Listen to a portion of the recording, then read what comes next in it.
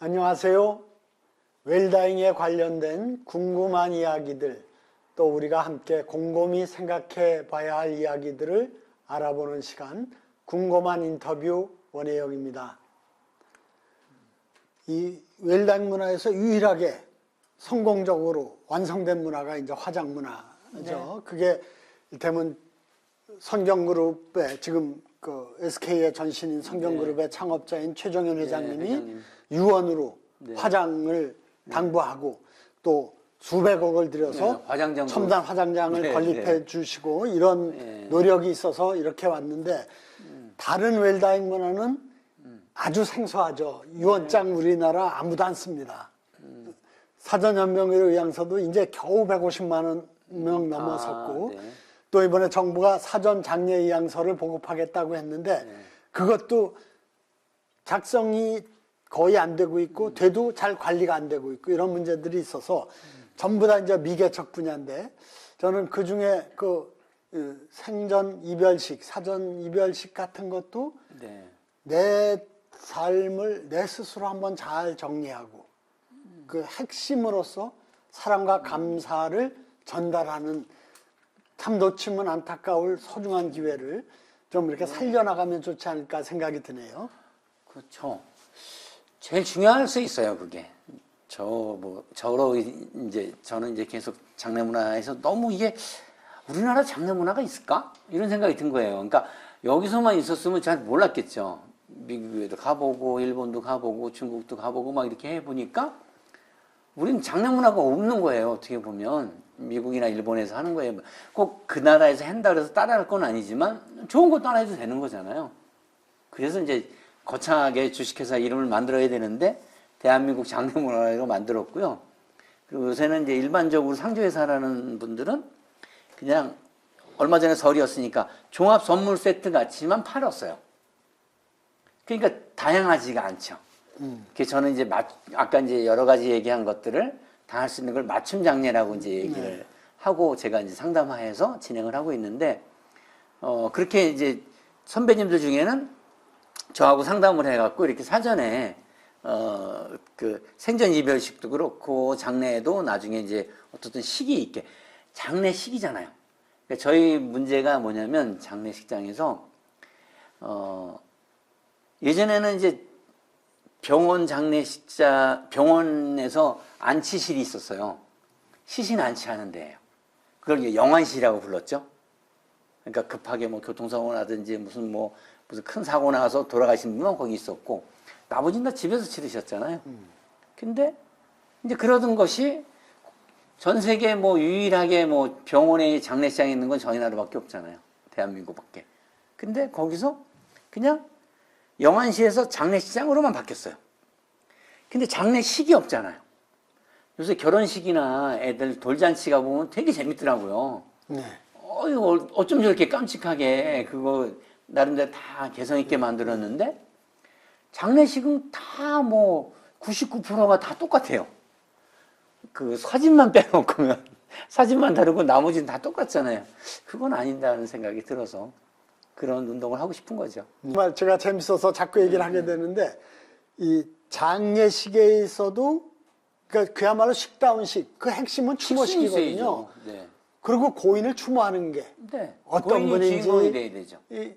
우리가 같이 생각하고 회고하는 게 중요한데 그걸 만드는 게 핵심인 것 같고 아직은 그 생소한 문화지만 내가 살아있을 때 마지막으로 고마운 사람들, 사랑하는 사람들에게 그 뜻을 표현하는 생전 이별식 또는 장례식을 해보는 것도 좋을 것 같고 그런데 그러면 지금 유 대표님은 지금 그 이끌고 계시는 대한민국 장례문화원의 사업으로 그 생전 이별식 같은 사업도 구체적으로 구상하고 계시네요? 아니, 상품은 되게 만들어 놨는데요. 아직 찾는 사람들이 없으세요. 그러고요. 제가 이제 이렇게 인터뷰하는 거는 이런 걸 보급하려니까 이런 여러 가지 매체를 통해서 나오면 저 사람한테 한번 만나서 한번 상의해야 되겠다. 이러면 제가 이제 그러면 저부터도 거기 좀 참여하고 싶은데 제 개인적인 꿈 버킷리스트가 중에 하나가 그 생전 이별식 같은 걸 좀 활성화시키면 좋겠고 네. 그렇게 될 때 내가 내 역할을 생전 이별식 컨설턴트, 뭐 웨딩 플래너 그런 거 있지 않습니까? 생전 이별식 플래너 또는 엔딩 컨설턴트. 플래너도 있어요. 네? 엔딩 플래너도 아, 생겼어요. 그러니까 명칭은. 저도 명함에 그런 것 좀 생기고 네. 그래서 또 그 행사를 하는 쪽에서 불러준다면 나비 넥타이 메고 가서 네. 사회자로서 네. 그 생전 이별식 진행도 네. 하고 계획하게 참여할 뿐만 아니라 네. 그러면 참 아주 의미 있는 봉사활동이 되겠다 생각하는데 네. 그러니까 저도 좀 불러주십시오. 예. 이제 이왕이면 그걸 이제 만드셔서 같이 이제 보급하시죠. 아, 그럽시다. 네. 정말 30여 년간 수천 명의 마지막 가는 길을 배웅하시면서 네. 많은 느낌이 있었고 또 생각이 있으셨을 텐데 그게 이제 이 대통령의 염장에 녹여 있습니다만 네. 이 자리를 빌어서 좀 특별히 생각나는 소회라든가 에피소드 같은 거 좀 소개해 주시죠.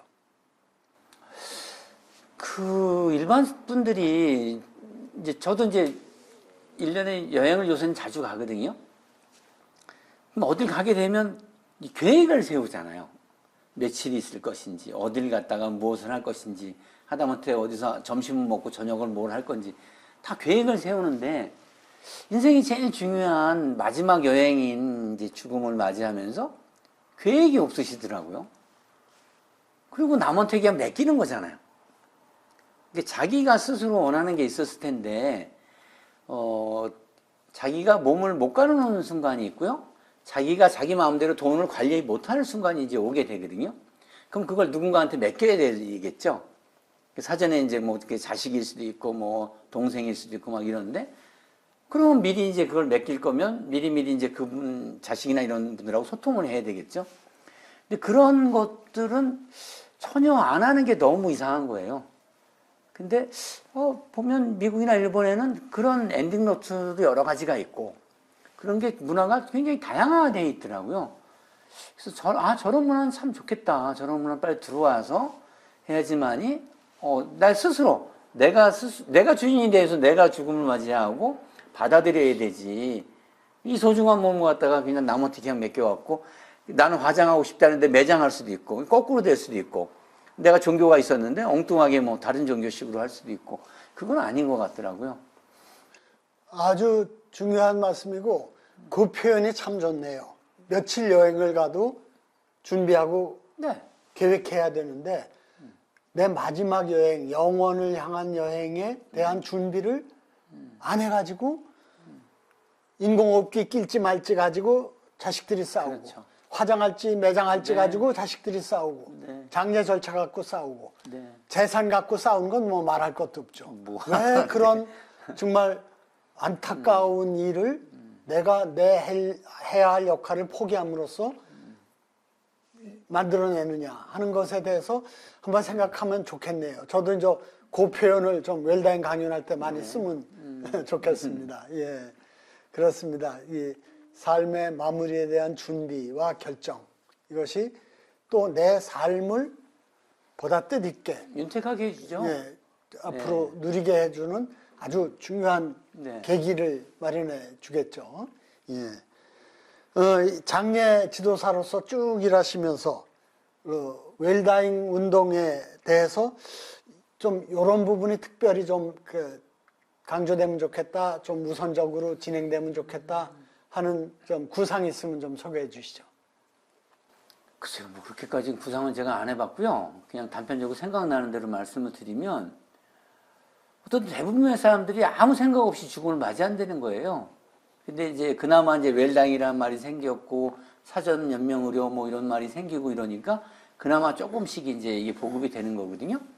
근데 이것이 이 사람들은 또 이게 이제 삶의 수준이 3만 부 시대가 이제 비례한다 그러더라고요. 미국이나 일본도 3만 부 시대가 되면서부터 다양한 문화가 생겼대요. 장래에도. 근데 우리나라가 이제 이 정도 되는 거죠.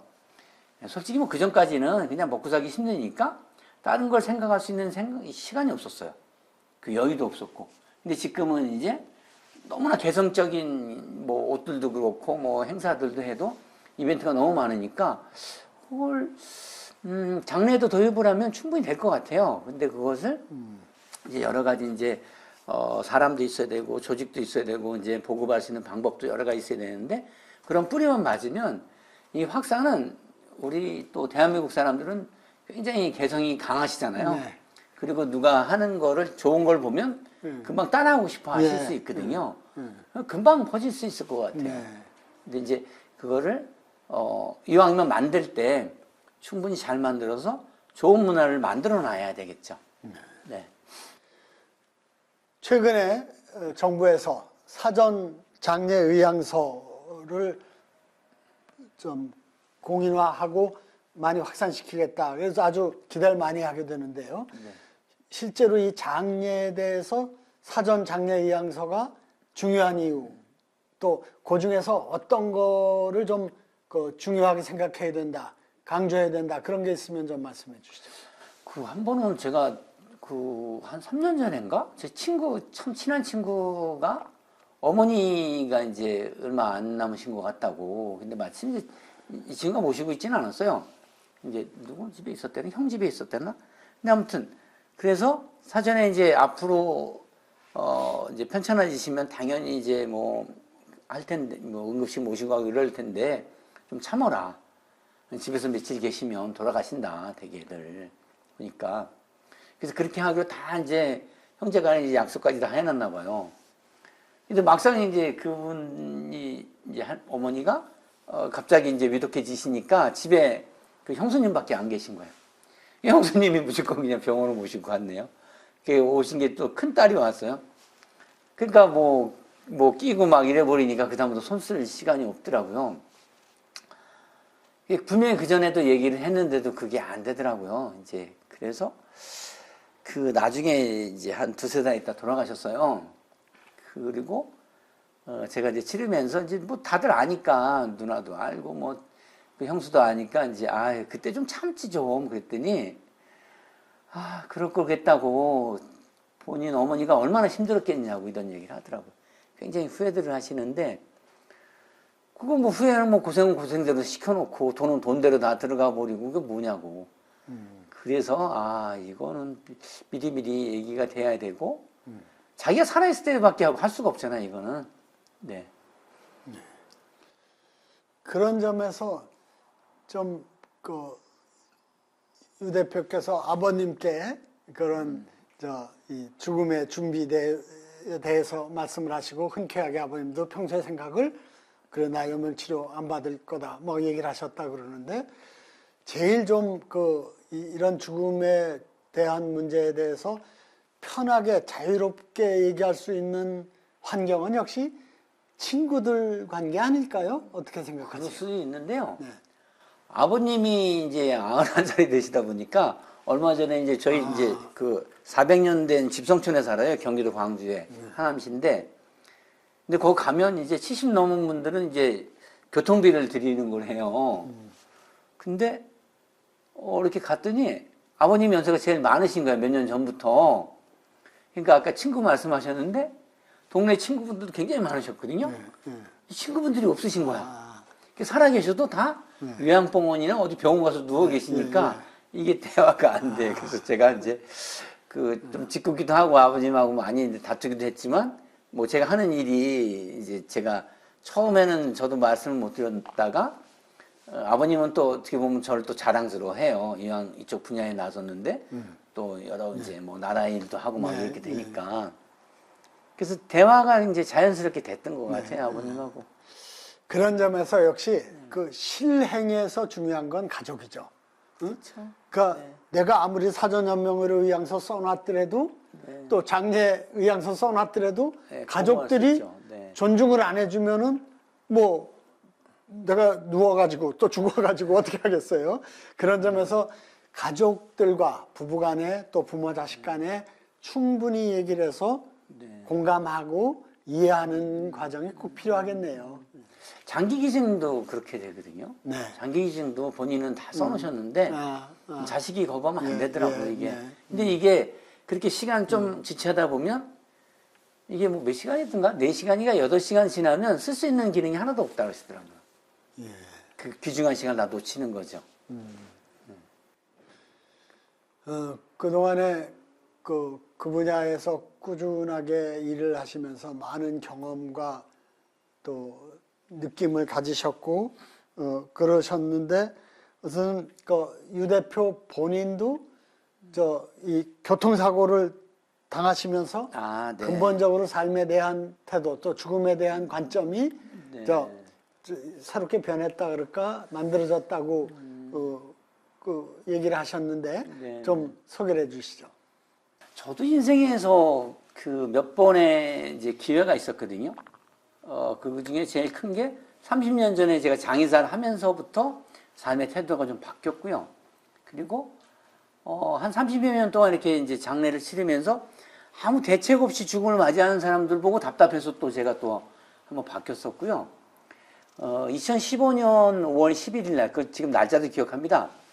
그날 새벽 5시쯤에 제가 그 전날 이제 그 청도 운문사에 스님을 답이라고 왔어요. 답이라는 게 스님들이 이제 장작을 쌓아놓고 스님 돌아가시면 화장을 해드리는 거예요. 전통식이라 그거는 이제 지금도 계속 이어지고 있는데, 그걸 하다 보니까 지금은 이제 전국의 한 90% 답이를 제가 지금 다 하고 있어요. 한 해에 일어나는 거에. 근데 아무튼 그걸 하고, 출발하려고 했더니 스님들이 너무 피곤하니까, 방 잡아주고, 이제 뭐 식당도 잡아주고, 맛있는 거 먹고 이제 그 다음날 올라가라 그래요. 그래서 이제 푹 쉬고, 그 다음에 새벽에 5시에 올라오는데, 보통 고속도로라는 게 한 100km 정도 가잖아요. 근데 갑자기 뭐가 퉁 치더라고요. 그래서 이게 상주 고속도로니까 2차선, 왕복 4차선인데 2차선에 1차선으로 보통 가죠. 이제 100km 정도로. 근데 뭐가 부닥치더니 저절로 이게 중앙 분리대를 받고 튕겨져 나가서 가대를 받더니 저절로 넘어가더라고요. 그러니까 저도 한 30년 동안 무사고인데도 어떻게 통제가 안 되더라고요. 나중에 들은 건데 저 뒤에서 그 고라니가 죽어 있대요. 이제 구급차가 이제 오면서 봤다 그러시더라고. 근데 제가 이제 뒤집어졌는데 어디서 들은 얘기는 있으니까 뒤에서 누가 충돌하면 그 안에서 충격으로 2차 충격으로 이제 직사를 하니까 빠져나와야 된다는 건 얘기는 들었어요. 근데 거꾸로 매달려 있잖아요. 안전벨트 차고. 근데 그 와중에 정신은 들더라니까요. 그래서 그걸 풀고 이제 기어 나왔어요. 그러니까 뭐 머리 팔꿈치 다 깨져갖고 피가 반복이 됐죠. 근데 뭐 차도 그때는 시간이 일러서 그런지 차가 별로 없더라고. 근데 차가 뒤집어졌으니까 그 천장에 그 핸드폰이 떨어져 있더라고요. 저보다 직원들은 이제 한 5분 먼저 출발했고 둘이서 걔들한테 연락해야 다시 올 거 아니에요. 핸드폰을 집으려고 싹 집어넣는데 뒷차가 추돌한 거예요, 제 차를. 그러니까 제가 그나마 창문을 열어놓고 간 게 다행이었던 것 같아요. 하여튼 그래서 여기를 툭 치면서 그 차는 이제 충돌하더니 그 사람 나오지도 못하는 거예요. 그래서 맨날 이제 죽음을 다루다가 내가 만약에 그거 조금만 더 들어가서 핸드폰을 잡았으면 좀 죽는 거죠, 그냥. 창틀이 그냥 저를 쳤을 테니까.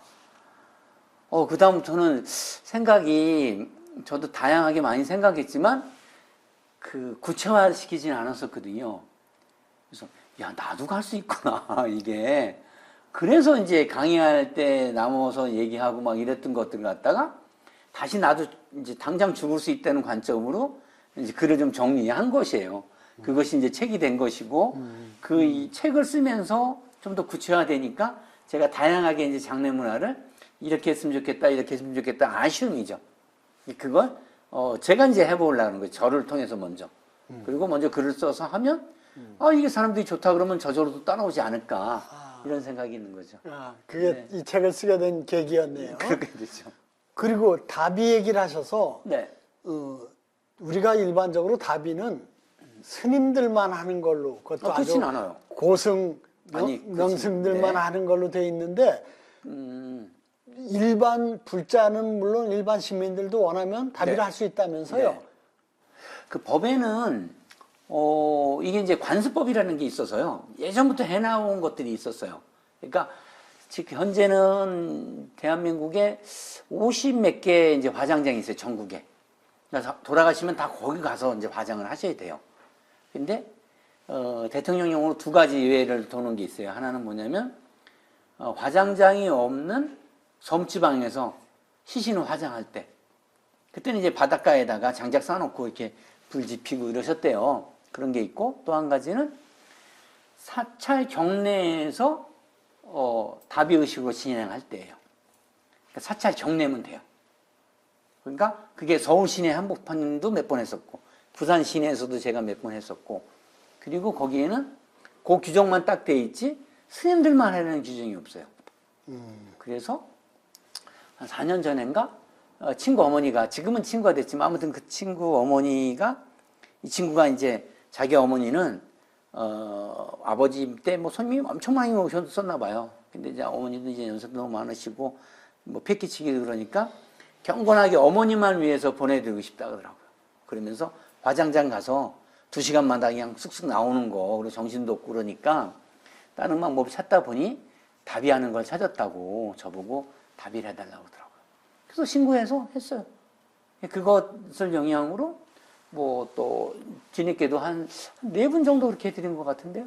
네. 안동에서 어느 스님이 전화하셔서 그 절을 스님이, 아니 이제 그 보살님이 다 만들어줘서 그 공부도 다 시켰대요. 자기 어렸을 때 이제 불교 대학 다닐 때부터. 그래서 어느 큰 스님보다 그 보살님은 자기는 스승으로 생각한대요. 그래서 그분 삶도 너무 깨끗했으니까 그분은 꼭 답의를 해주고 싶대. 하시면 된다. 네, 그런 경우도 있었고요. 하여튼 뭐 스님 어머니인데 아드님, 큰 아드님은 태고종, 작은 아드님은 조계종인데 똑같이 얘기를 하시는 거야. 우리 어머니만큼 그렇게 깨끗하게 살다 가신 분이 없다고. 그래서 자기들은 존중해서 이렇게 해드리고 싶다고. 그리고 그 답이 이루어지는 동안이 한 3시간에서 한 5시간 정도 걸리거든요. 그동안에 끊임없이 기도를 하시더라고. 그러니까 그러면서 참 자기 이제 부모님을 떠나보내는 거고, 그리고 자기가 최선을 다했다는 게, 그런 것들이 보면 그 현장에서 느껴지는 게 굉장히 엄숙하고 장엄하고 그래요. 지금은 누구도 할 수 있어요. 원하시면. 정말 오래된 전통이면서 이제는 우리하고 상관없어진 그 장례 문화 중에 하나가 다비로 생각을 했는데, 네. 그게 또 법적으로는 네. 그렇게 허용이 되고 네. 또 실제로 많은 분들이 이용하는 흐름이 생겼군요. 그래서 만약에 이제 요거가 굳이 이제 야외에서 하는 거, 다비하는 게 뭐 너무 이제 저거 하다 그러면, 일본에는 화장장이 2,000군데가 있어요. 그게 좀 더 많아지면, 그러면 아니면 똑같이 이제 시립에서 만들더라도 어디는 뭐 2시간마다 계속 할 수밖에 없잖아요. 근데 어디는 특실 정도를 만들어서 하루에 오전에 한 분, 오후에 한 분을 받으면 거기는 천천히 경건하게 기도하면서 떠나보실 수가 있잖아요. 그 정도 수준이 된 거죠, 이제는. 이제 앞으로 화장장을 만들게 되면 그런 걸 한번 권유하고 싶어요. 네, 화장이 고인을 보내드리는 요식적인 절차를 넘어서서 네. 그 화장 과정 자체가 고인을 떠나버리는 중요한 의식의 네. 하나로서 좀 네. 이렇게 발전시킨다 그럴까, 승화시킬 필요가 있다. 근데 그런 거기 뭐든지 얘기네요. 의식에는 참여가 되면 사람이 본인이 굉장히 이게 이제 그 위안이 된다 그러시더라고요. 뭐냐면 일본에는 우리 대한민국은 화장 끝나면 인부 하시는 분들이 다 대충 이제 6월 모셔와서 보여주고 뭐 이제 갈 사람 갈아드리고 아니면 그대로 달라면 주시고 하는데, 일본에는 그 스콜을 하는 걸 스콜이라 그러거든요. 그걸 이제 대차가 있으면 화장장에서 다시 이제 그 다 화장 끝나고 나오면 유골이 쭉 있죠. 그러면 가족들이 그걸 다 젓가락으로 하나씩 하나씩 다 집어요. 그러면서 떠나보낸다고. 그러니까 거기는 하루에 2번 정도밖에 안 받으세요. 한 화로에. 그 시간이 걸리니까. 근데 그걸 참여하시면 그걸 늘상 일반적으로 알던 분들이 일본에 이제 장례학과 교수님들이 한국에 오시면 저희가 이제 안내하고 그러거든요. 이해가 안 된다는 거예요. 이게 무슨 뭐 공장도 아니고 뭐 2시간마다 이렇게 막 또 나오면 뭐 쓸려 나가고 그걸 유골을 자기는 만지지도 못하고 이건 아니라고 그러시더라고. 그래서 다 바꿀 수는 없지만 만약에 이제 좀 더 그런 게 생긴다 그러면 몇 개 정도는 특시 정도로 만들어서 그럼 당연히 시간을 많이 쓰니까 좀 비쌀 수 있죠. 그래도 그걸 경건하게 하는 걸 원하시는 분들이 있을 수 있는 거죠. 그러니까 수요가 있는데 왜 그걸 아니면 그런 데는 상품이 없어서 그런 수요가 없는 걸 수도 있어요. 저는 반대로 생각하거든요. 그러니까 그런 걸 만들면 네, 제가 늘상 이제 없던 걸 자꾸 만들었던 사람이라 안 사람은 좀 고생을 했지만 네, 그것도 가능할 것 같아요. 새롭게 생각해 보여야 할 새로운 관점으로 좀 봐야 할 일들이 참 많이 있네요. 그런 점에서 유 대표님이 이제 오랫동안 이런 그 장례 문화를 보고 관찰하셨는데 좀 우리도 이런 거 도입하면 좋겠다. 또 이렇게 소개할 만한 사례가 있을까요? 해외 사례 중에? 미국에 가서 저는 아주 거기도 깜짝 놀랐던 게 하나 있었어요. 그러니까 거기는 이제 4일장, 5일장 이런 개념이 없으세요. 그냥 돌아가시면 장례식장으로 고인을 모셔가서 대부분 이제 엠bal밍이라는 걸 해서 피를 뽑아내고 여기다가 이제 그러니까 시신이 그 손상이 안 되게 그런 조치를 다 취하거든요. 그러고는 발인하기 전날 이제 얼굴을 직접 보면서 관뚜껑을 그 사람들이 열더라고요. 관뚜껑 열고 그 고인에게 하고 싶은 얘기 있으면 다 하고 이런 식순이 있더라고요. 그걸 이제 VIEW에서 보고하는데 뷰잉이라고 하더라고요. 뷰잉. 네, 뷰잉이라는 의식을 해요. 그렇게 해서 이제 그건 좀 가까운 지인들이 많이 하는 거고요. 또 그 다음날 아침에 이제 연결 예배를 보든지 연결식을 한다 이렇게 할 때는 그 사회적으로 만났던 이제 관계에 있는 사람들을 많이 오셔서 거기에 또 식순이 있어요. 이제 고인이 어떻게 사셨고 뭐 이렇게 이 지역 살림에서 훌륭한 일을 하셨고 아니면 그걸 신세 지신 분들이 한마디씩 하시더라고요.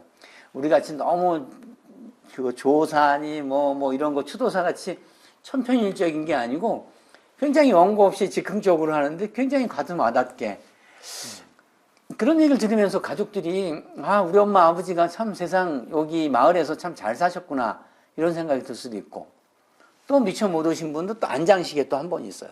그러면 그 3번을 다 식순이 있다니까요. 근데 우리는 장례식장이지만 식순이 없잖아요. 근데 더 놀랐던 건 거기 갔더니 제가 2002년도에 갔으니까 벌써 한 21년 됐네요. 그때 흑인 아저씨가 70대 중반인 흑인 아저씨가 사회를 보세요.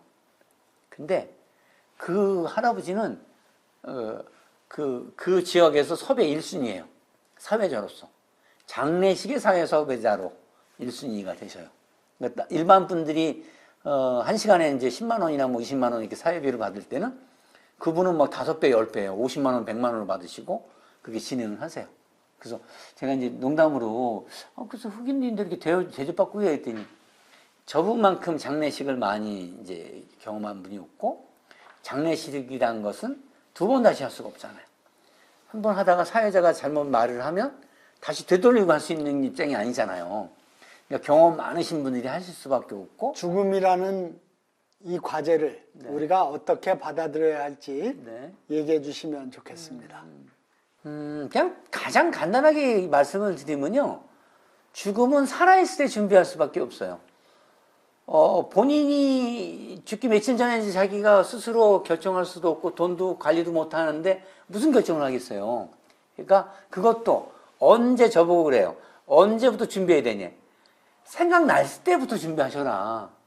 내일 어떻게 될지 모른다. 저도 그 순간에 조금만 머리 좀만 집어넣었으면 저는 이 세상 사람이 아니었다니까요. 그 생각이 드니까 저는 3주 동안 입원한 게 처음이었거든요. 전 수술도 처음 해봤고 빼곡하게 그냥 촘촘하게 다 써놨어요. 제가 깨알같이 일기를. 지금도 가끔 가다 그 읽어보면 그땐 참 절실했는데 지금은 좀 절실하게 아닌 것 같다 이렇게 하지만 그런 게 축적이 돼서 지금은 언제나 떠날 수 있게 우리 안사람하고도 늘상 대화가 그렇게 하고 있어요. 지금 해야 되고.